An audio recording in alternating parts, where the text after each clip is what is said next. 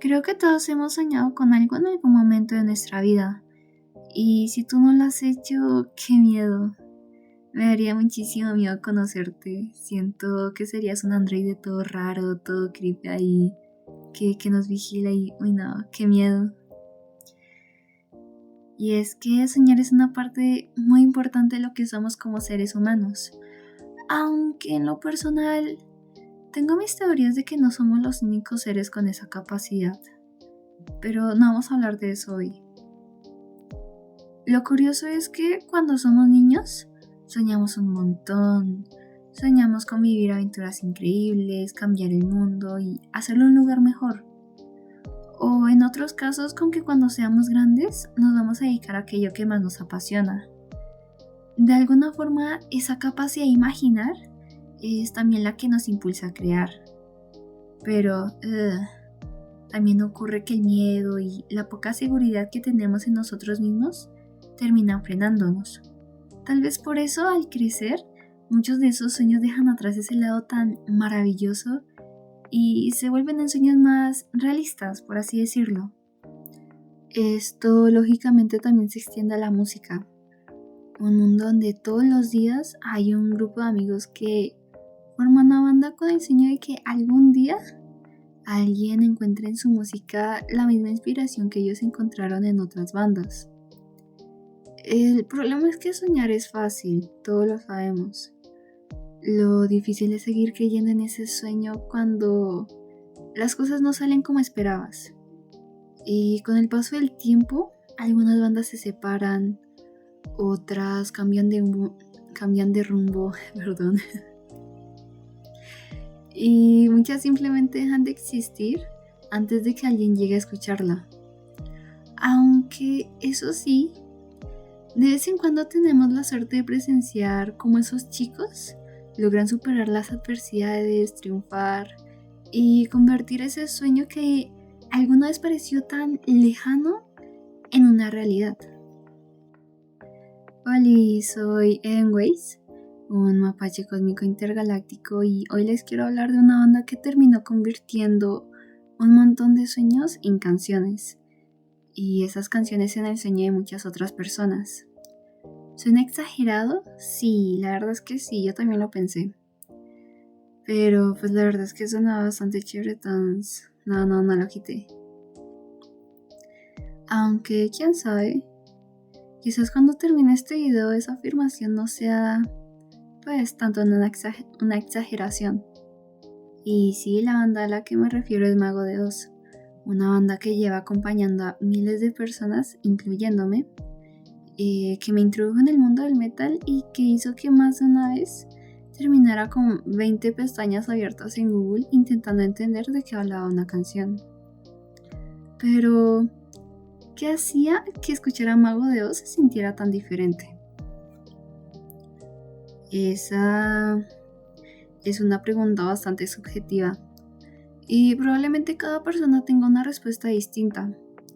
Algunos dirían que fue el violín.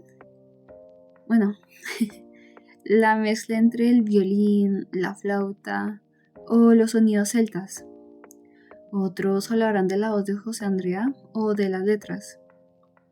Pero si me lo preguntan a mí, creo que la respuesta está en otro lado. Creo que lo que hacía tan especial a Mago de Oz era la forma en la que contaban historias. No me refiero únicamente a las letras. Es curioso porque muchas de sus canciones comenzaban con introducciones larguísimas. Los solos, el violín, la flauta o en algunas ocasiones hasta una voz de ópera. Y aunque hoy en día es muy posible que una introducción así fuera pues muy criticada, creo que también tiene que ver con la forma en la que consumimos contenido. Y vivimos tan acostumbrados a que todo tenga que atraparnos en los primeros 5 o 10 segundos, que una canción que se toma su tiempo para empezar podría parecer eterna. Yo en lo personal nunca sentí que estuviera esperando a que empezara la canción. Para mí, pues la canción ya había empezado. Toda esa introducción ya estaba haciendo algo, estaba construyendo el ambiente. Ya te iba dando pistas de lo que venía y sin darte cuenta ya estabas dentro de la historia. Perdón, me trabo mucho. Luego entraba el vocalista y más que empezar a contarla, sentías que simplemente le estaba poniendo palabras a algo que la música ya llevaba rato diciéndote. Y quizás esa era una de las mayores virtudes de Mago de Oz. Durante unos minutos dejabas de ser un espectador y pasabas a formar parte de la historia. Y yo creo que eso no pasaba por casualidad. Cada canción parecía tener su propio mundo, sus propios personajes, sus propios conflictos y hasta su propia forma de sonar. Pero entonces surge una pregunta. ¿Cómo llegó una banda a desarrollar una identidad tan particular? Porque una banda no nace con un sonido tan definido de la noche a la mañana. Dios mío, me sigo trabando. Continuando. Detrás de eso hay influencias, decisiones, errores y sobre todo una idea muy clara del tipo de música que querían hacer. Y para entender cómo Mago de Oz terminó convirtiéndose en la banda que hoy conocemos, creo que primero hay que viajar a finales de los años 80, una época en la que el heavy metal vivía uno de sus mejores momentos, donde bandas como Iron Maiden y Judas Priest estaban marcando a toda una generación de músicos con sus guitarras potentes, grandes solos y esos agudos imposibles. Y entre esos jóvenes que soñaban con algún día subirse a un escenario, estaba un baterista llamado Trus de Felatio, un nombre que sí estoy pronunciando bastante mal, muy mal. Sí. Al principio la idea no era muy distinta a cualquier otra banda que estaba empezando, tocar heavy metal. De hecho, si uno escucha los primeros años de Mago de Oz, es fácil darse cuenta que todavía estaban buscando su propio sonido. Pero con el paso de los años, la banda empezó a experimentar cada vez más. El violín, la flauta y las influencias celtas comenzaron a convivir con el heavy metal hasta convertirse en una parte fundamental de su identidad. Pero lo interesante no era la mezcla en sí, porque lógicamente ya habían otras bandas haciéndolo. Lo interesante era que Mago de Oz nunca pareció conformarse con ella. Con el paso de los años también empezaron a incorporar flamenco, ska, blues, rancheras e incluso charleston. No porque quisieran cambiar de género en cada disco, sino porque nunca tuvieron miedo a probar cosas nuevas. Y creo que esa es una de las razones por la que Trus siempre ha insistido en que Mago de Oz no es una banda de folk metal, sino que es una banda de heavy metal con toques folk. Porque por mucho... no sabía pronunciar. Por mucho que empezaran a experimentar con otros estilos, el heavy metal nunca dejó de ser la base sobre la que construían todo lo demás.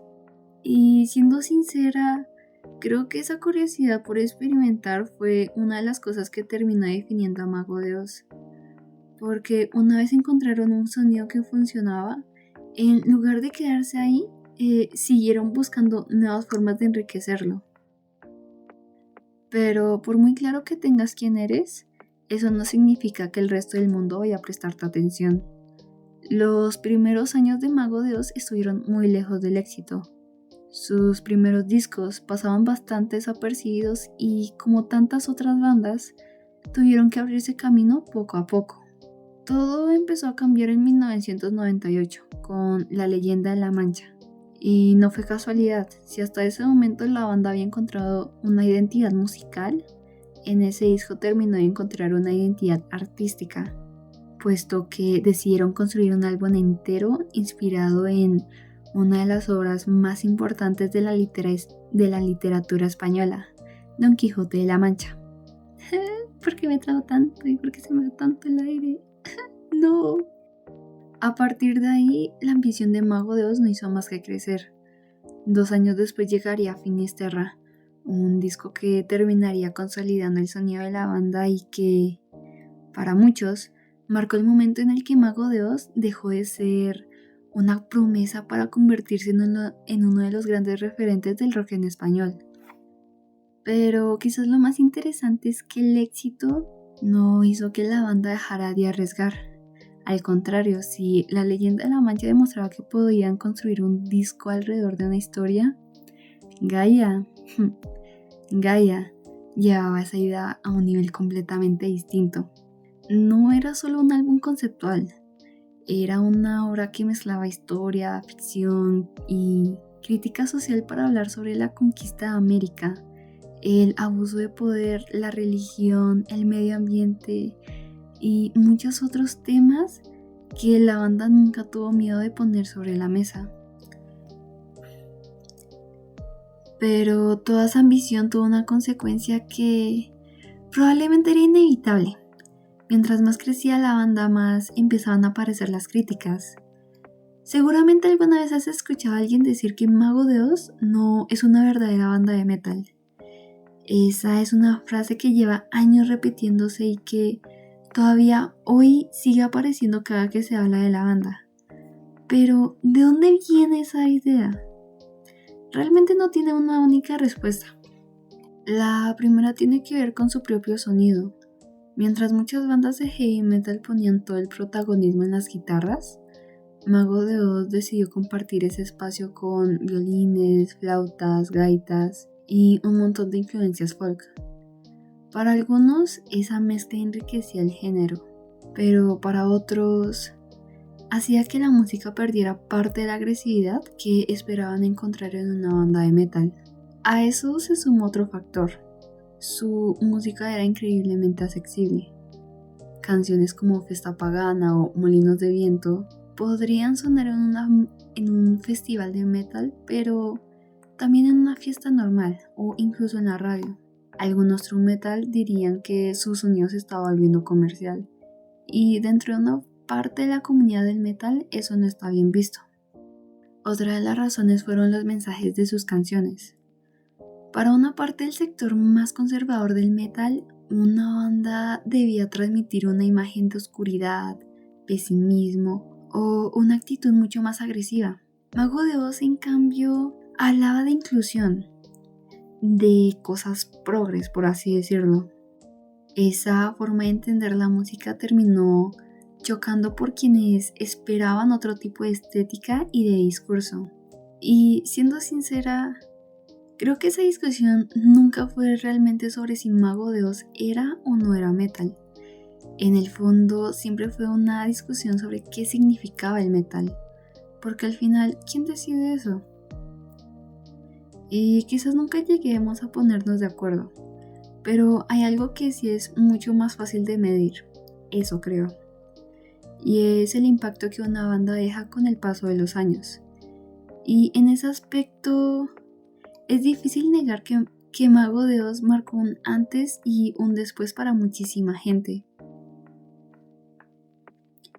Cuando una banda deja una huella, no solo se nota por quienes la escuchan, sino también en quienes años después deciden hacer música.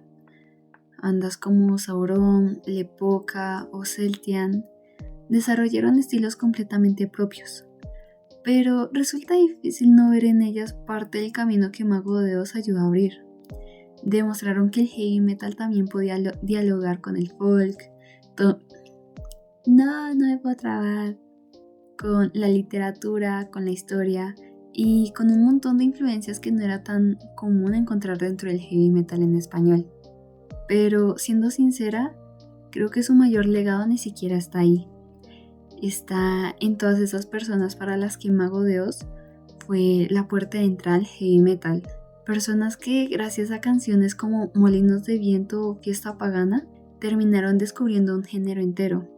Y creo que muy pocas bandas pueden presumir de algo así.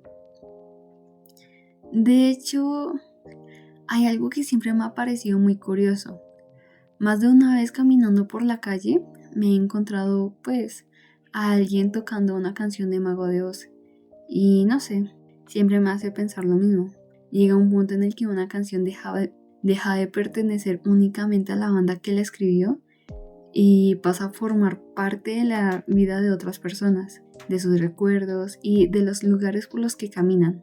Y por supuesto, el paso del tiempo también trajo cambios, nuevos discos, nuevas etapas y quizás el cambio que más dividió a los fans la voz de la banda. Y resulta curioso cómo un solo cambio fue capaz de dividir tanto a quienes llevaban años acompañando a la banda. Pero esa también es la naturaleza de cualquier historia que dura años, cambiar. Y lo curioso es que casi nunca nos damos cuenta de cuando está pasando. Solo años después, cuando miramos hacia atrás y entendemos todo el camino que recorrimos para llegar hasta ahí. Quizás con los sueños pasa algo parecido. Nunca hay un momento exacto en el que empiezan a hacerse realidad. A veces ocurre tan poco a poco que ni siquiera lo notas. Sigues caminando convencido de que todavía falta muchísimo, sin darte cuenta de que en el fondo ese sueño ya empezó hace tiempo. Tal vez empieza el día en el que decides intentarlo por primera vez, o cuando alguien encuentra en lo que haces la misma inspiración que tú encontraste alguna vez en otra persona. Y creo que ahí está todo lo bonito de todo esto. A veces los sueños terminan siendo mucho más grandes de lo que imaginábamos cuando empezaron. Y bueno, hasta aquí llegamos. Espero que les haya gustado todo lo que dije. Y también el speed painting de fondo, que es un dibujito de Rei Ayanami. Me quedó bonito. Y hey, si llegaste hasta aquí, de verdad muchísimas gracias por acompañarme. Me trabo mucho hablando, perdón. Y por cierto, un dato completamente innecesario es que mi canción favorita de Mago de Oz es el poema de la lluvia triste. Chao.